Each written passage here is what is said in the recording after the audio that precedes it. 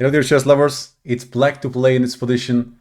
Tell me please whether we should take on d5 in this position.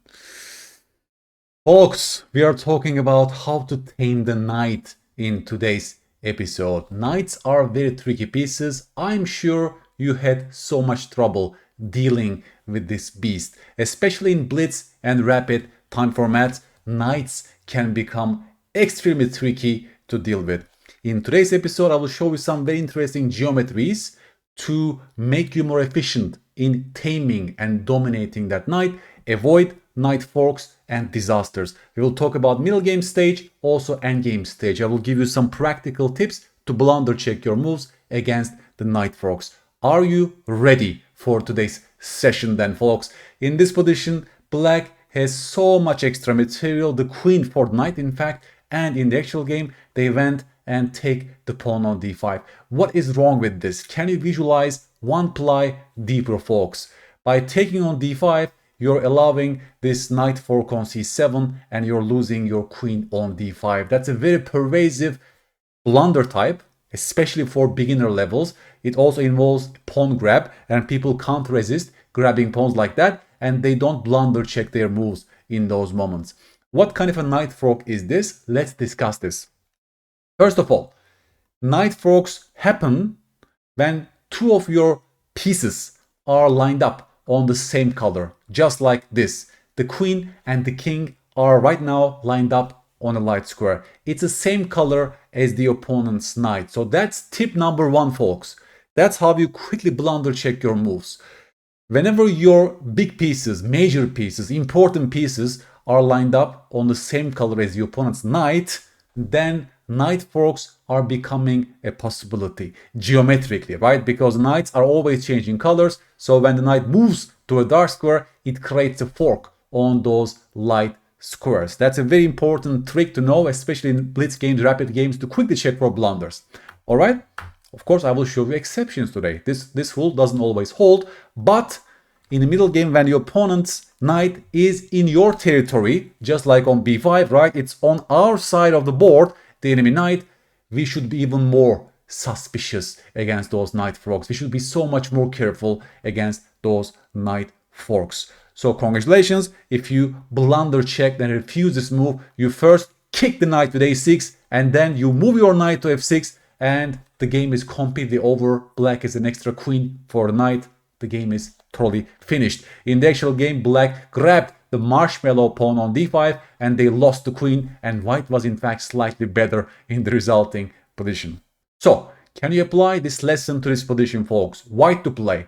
Please tell me whether white can take on d4 in this position with the queen. There's an enemy knight in our half of the board, which means we have to be so much more careful. Okay?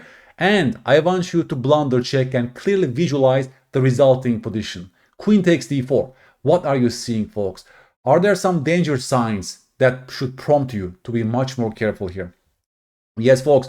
The first sign is that the moment you capture on d4, your queen and your king will be on the same color as the enemy knight on c3. In fact, all your heavy pieces will be on the same color, right? Dark squares as the enemy knight. So there are clear danger signs in this position for us to be more careful. But it looks like at first sight this doesn't work, right? Knight takes e2. Of course, I just grab your knight. So what's the problem? And you tell me what the problem is in this position. We are forgetting about the alignment between the queen and the rook on c1. And you're a great player if you refused this move, queen takes d4, which allows, you tell me, knight takes e2 check. And because of this tension between the rook and the queen, the rook cannot take the knight. Well, if you can take it, but you're losing the other rook on c1 and black is winning this position, right? They will even capture on b1 on the next turn, completely lost. So queen takes d4 should prompt you, and we should not only focus on surface features like this. Hey, I can just, recapture your knight. We have to also improve our board vision. We should see those potential alignments between other pieces in this case, right? So again, knight on c3 is an excellent piece, and it also creates such possibilities for us to be much more careful. The best move for white is probably to go e3, and the attempt is to undermine that knight on c3. Notice our queen is on a light square, so it cannot be forked by the enemy knight. If they try knight e2 anyways, we don't grab back with the pawn, but of course with the rook, but we capture back with the queen, right? And our rook is protected this way. So in this case, e3 is much more prudent. We don't allow a knight fork, and we still want to undermine that piece on c3, and white is having an okay game. White to play here, folks. Please tell me the only winning move for white. Now we are proceeding to how to tame and dominate the enemy knight, folks. So this will be a nice pattern for you to remember. I'm sure many of you have seen this pattern before, and you're a great player if you found the move bishop d5. Notice this relationship between the bishop and the knight, folks. That's a very common way for the bishop to dominate the enemy knight. When there are only two squares in between the bishop and the knight, we are talking about domination. In this case, the bishop is the one who is dominating that knight. Why? Because knight on the rim is dim. I'm sure you heard this phrase before. Knights on the corner are usually restricted. They are lacking mobility. They are usually badly placed on the corner. Okay, so bishop d5 is extremely logical because you're taking away all the squares from the knight, and because you have an extra pawn, now this is becoming a large threat. And how can black deal with that pawn on a4? Any other move would allow that knight to come back into the game, right? Attacking the pawn, and this knight will blockade on those dark squares, and there is no way for white to win this position. So you have to be extremely precise and start with this extremely logical move bishop d5. And let's continue, folks. King f6, we push. King e5, you tell me. Please calculate a cute line in this position. White to play and win, and you're a great player if you do not move your bishop but push your pawn to a6, and after a7, notice that knight cannot deal with that pawn on a7. Knights usually have big trouble in dealing with the rook pawns. Past rook pawns, a or h file pawns, knights have huge difficulties dealing with those because of the pure geometry, basically, right? Knights geometry doesn't allow them to nicely fight against those pawns. More on that later on in this video. Obviously, folks, after bishop d5, we have to know our pawn and game patterns. If the knight wants to return back to the game like this, we chop that piece off and we play a5.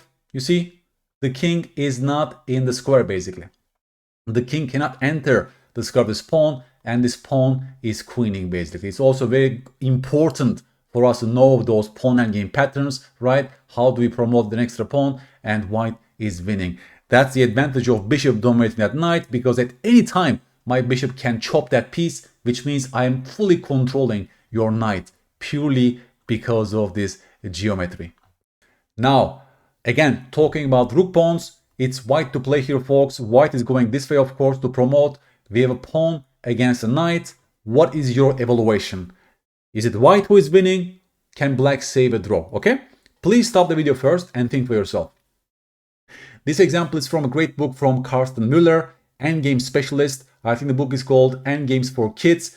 It contains so many nice endgame patterns like this. I think this example is very nice because it's so clean. I will exactly show you what I mean by taming and dominating that knight with this simple example.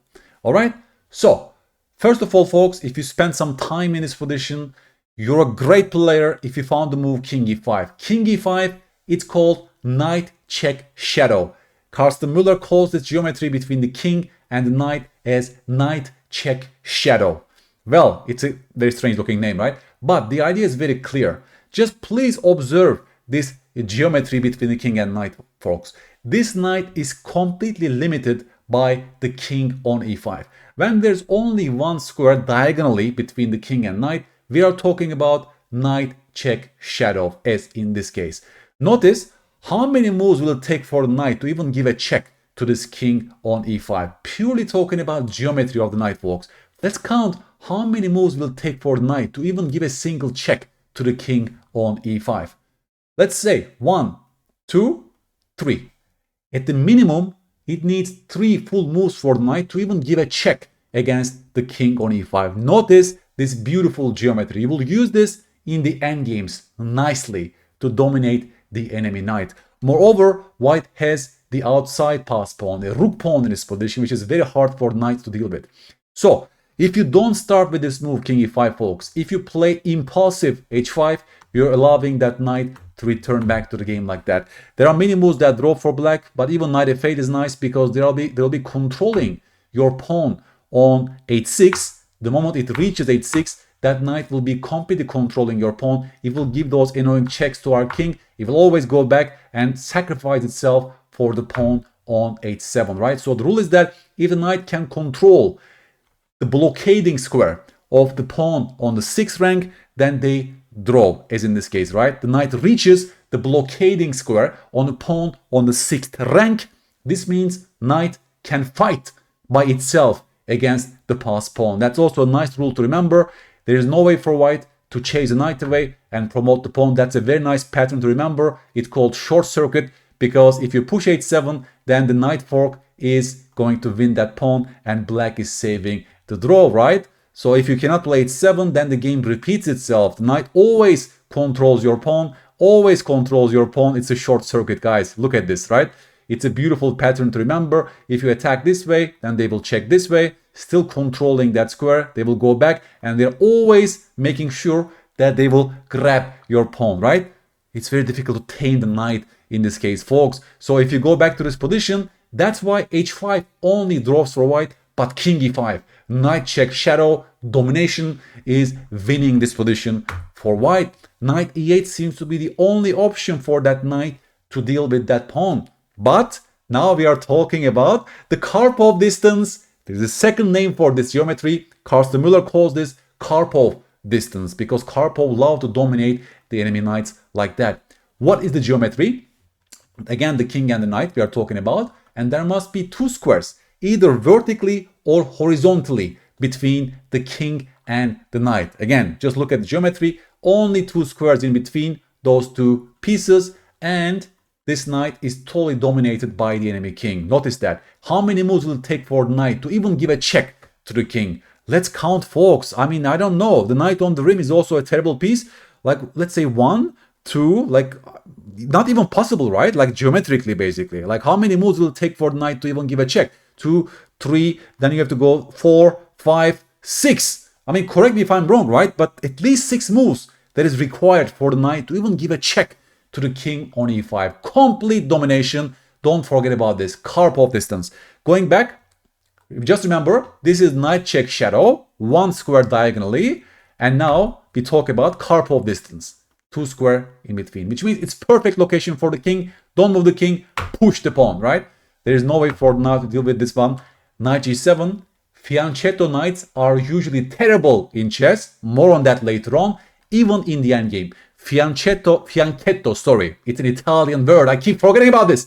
Fianchetto knights are terrible pieces, and basically it allows h6, and the knight cannot deal with this pawn on h6, folks. Just focus how badly placed that knight is. By the way, we are still talking about knight check shadow between the king and the knight. You see, pure domination, h6, the knight has to give way, followed by h7, and we basically make a queen on the next turn, and the knight is completely tamed. So intuition will improve after this lesson. You'll be much quicker to see those geometrical patterns between the king and the knight in the endgame, right? Knight check shadow, followed by Karpov distance, followed by knight check shadow again, followed by fianchetto knights having trouble with the rook pawns. We learned so many things in this single example. That's why I love such clean exercises. Thank you so much, Karsten Mueller, for showing this position in your book, because you see, cognitive overload doesn't take place. We are focusing on the most important element in such clean and instructive examples. Noise is out, basically, in such beautiful exercises. When you apply this lesson to this position, folks, it's white to play and win. There's only a single move that wins for white in this position. You can do it.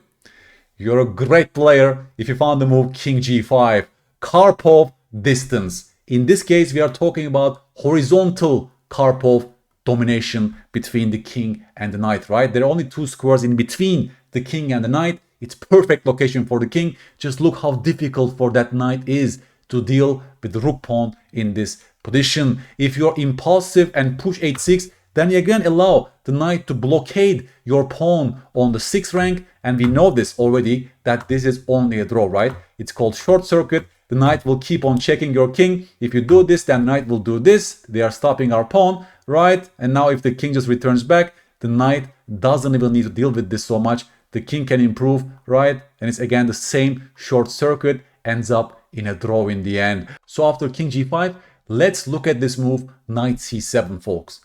Knight c7 is on the board. Do you think we should push h6 or should we play either of these moves? Okay? So please again stop the video, dig deeper, and tell me 2 moves that win for white. Only 2 moves win out of those 3 options. You're a great player if you found either king f6 or king f5, folks.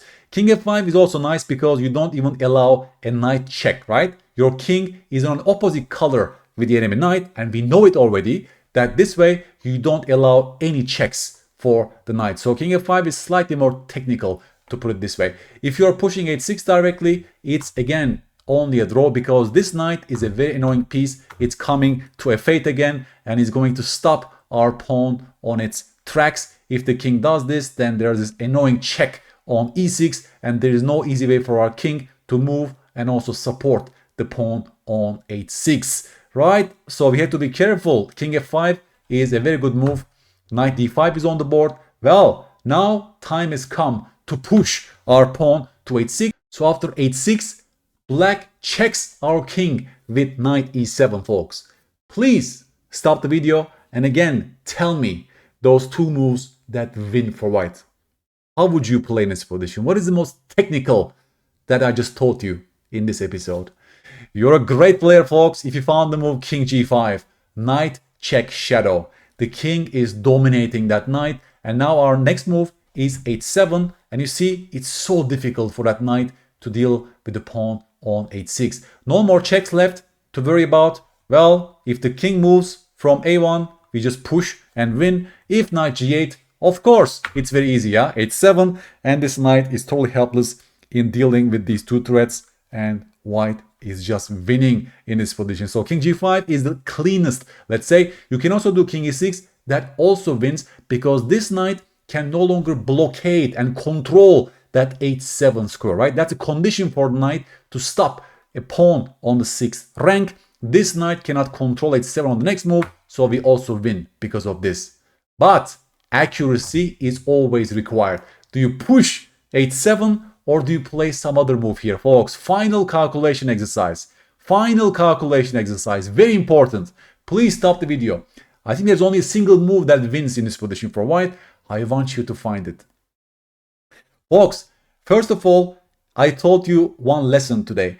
You should be very careful about knight forks when 2 of your pieces are going on the same color as the enemy knight, right? If you push h7, this knight and this pawn and this king are all lined up on the light squares, which means a knight fork is imminent. So that will be a terrible blunder because you allow this knight fork and they are winning our pawn, okay?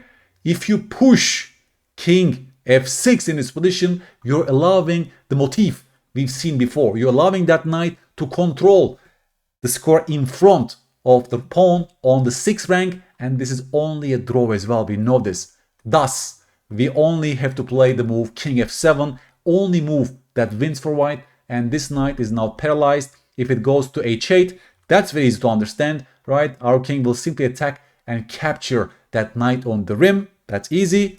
So after knight e5 check, you tell me the next move, folks. You tell me the next move. You know it already. Knight check shadow, king g7, beautiful geometry. Our next move is h7, and that knight is miles away in stopping our pawn, right? Anything that black does doesn't matter. We push, and again, we are talking about Karpovian distance now. This knight is totally harmless. Our king dominates that piece. If the knight does this, again, we are talking about Karpov distance between the knight and the king. So we just push h7 and win. You see, knight check shadow, no calculation is even required. You understand fully that the knight cannot do anything to you. So these are nice patterns, endgame patterns that you should internalize from this video, folks. So overgeneralization is always wrong in chess. There are always exceptions. Notice this position I just showed you. the knight check shadow? Well, you're placing your king on the same color as the opponent's knight, right? So there are exceptions in chess, always. So in this case, it's a beautiful location for your king. There are no knight fork options for the knight, and we completely dominate that piece. Maybe we can come up with this little rule. It's a danger sign if our good pieces are on the same color as the knight, with the big exception of one square diagonal alignment like this, right? If there's only a single square diagonally between the knight and one of our good pieces, especially the king, as in this case, right? Then we are talking about very, very safe alignment. This knight has real trouble, if you think about that, to reach this square. There is just two squares diagonally apart, right? This is a beautiful geometry for anyone to know about the knights. As in this case, it's white to play, folks. Can you apply the lesson which I just taught you in this episode? Just, 1 minute ago, I just taught you a lesson. It's white to play, right? Talking about potential alignments on the same color as the enemy knight. If you push h6, can you visualize the knight fork that is coming, right? That's dangerous for us. Black draws, but white makes a beautiful move that wins, the only move that wins, the knight check shadow. You're placing your king on the same color as the enemy knight, but that's a beautiful alignment, only two squares apart diagonally, and your king dominates that knight. There's no more pawn fork option, and you can push the pawn safely in this position until this moment. You can even push in this case because your pawn and the king are not on the same color as the enemy knight, and this knight can no longer blockade and stop your pawn. The pawn reaches the 7th rank. If there is no direct check and capture, you always win against the enemy knight, right? King f6 and king g7, and white wins. So after that mini lesson, I will leave you again with this homework position. I hope the lessons are useful. Please write to me on YouTube all these questions about geometry, endgames, knights, and I will do my best. I can even make another video for you to consolidate those lessons. And now you won't be scared away from those beasts, octopus knights and tricky pieces, even in blitz games. You will gain confidence to tame and dominate those beasts. Thank you so much.